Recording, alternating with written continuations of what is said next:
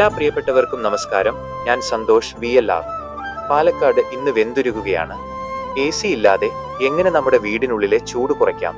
നമ്മുടെ കയ്യിലുള്ള ചില നാടൻ വിദ്യകൾ ഉപയോഗിച്ച് വീടിനെ ഒരു തണുത്ത ഇടമാക്കി മാറ്റാൻ സാധിക്കും. അത് എങ്ങനെയൊക്കെയാണെന്ന് നോക്കാം. ആദ്യം നമ്മുടെ ടെറസിലെ ചൂട് കുറയ്ക്കണം. ടെറസിന് മുകളിൽ തെങ്ങിനോലകൾ വിരിക്കുന്നതോ വൈക്കോൽ വിരിക്കുന്നതോ നേരിട്ടുള്ള വെയിലിനെ തടയും. ടെറസിന് മുകളിൽ പച്ചക്കറി കൃഷി ചെയ്യുന്നതും വള്ളിപ്പന്തലുകൾ ഒരുക്കുന്നതും വീടിനുള്ളിലെ ചൂട് വലിയ രീതിയിൽ കുറയ്ക്കും. മുറ്റം മുഴുവനായി സിമന്റ് ചെയ്യാതെ മണ്ണും പുല്ലും നിലനിർത്താൻ ശ്രദ്ധിക്കുക. മുറ്റത്ത് വെള്ളം തളിക്കുന്നത് തറയിലെ ചൂട് കുറയ്ക്കും. വീടിന് ചുറ്റും മരങ്ങൾ ഉണ്ടെങ്കിൽ നല്ല കുളിർമയും ഓക്സിജനും ലഭിക്കും. വീടിന് ചുറ്റുമുള്ള തെങ്ങോ മരമോ ഉണ്ടെങ്കിൽ അതിന്റെ ചുവട് നനച്ചു കൊടുക്കുക. അതിലൂടെ വരുന്ന കാറ്റിന് പ്രത്യേക തണുപ്പായിരിക്കും. വീടിനുള്ളിൽ നല്ല ഓക്സിജൻ ലഭിക്കാൻ തുളസി, അലോവേര, സ്നേക് പ്ലാന്റ് തുടങ്ങിയ ചെടികൾ വളർത്താം. വീട്ടുപരിസരത്തെ പൂന്തോട്ടവും മണ്ണും നനച്ചു കൊടുക്കുന്നത് അന്തരീക്ഷത്തിലെ ചൂട് കുറയ്ക്കാൻ സഹായിക്കും. പകൽ 11 മണി മുതൽ 4 മണി വരെ ജനലുകൾ അടച്ചിടുന്നത് പുറത്തെ ചൂടുകാറ്റ് അകത്തേക്ക് കയറുന്നത് തടയും.